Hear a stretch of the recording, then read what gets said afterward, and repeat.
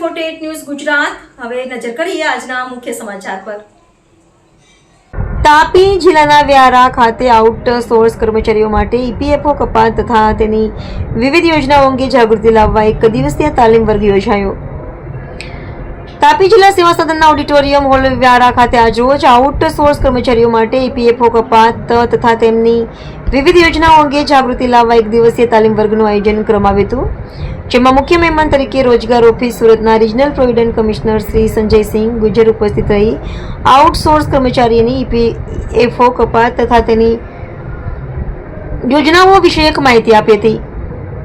Regional provident commissioner Sanjaysinh ગુજરે કર્મચારીઓને EPFO કપાતની વિવિધ યોજનાઓ અંગે માર્ગદર્શન, માહિતી સભર પ્રેઝન્ટેશન તથા વિડીયો દ્વારા સમજણ પૂરી પાડી હતી। સાથે જ પ્રધાનમંત્રી વિકસિત ભારત રોજગાર યોજના અંગે વિગતવાર માહિતી પણ આપવામાં આવી હતી। તાલીમ બાદ કર્મચારીઓએ મૂંઝવતા સવાલો પૂછી યોગ્ય માર્ગદર્શન મેળવ્યું હતું। આ તાલીમ કાર્યક્રમમાં અધિક નિવાસી કલેક્ટર આર બોરડ સહિત અન્ય અધિકારીઓ તથા તાપી જિલ્લાના વિવિધ કચેરીઓ તેમજ તાંબા કચેરીઓમાં ફરજ બજાવતા આઉટસોર્સના કર્મચારીઓ મોટી સંખ્યામાં જોડાયા હતા। AB48 ન્યૂઝ ગુજરાત સાથે રિપોર્ટર હંસરાજ પાડવી સાથે નીતિન વસાવે, તાપી।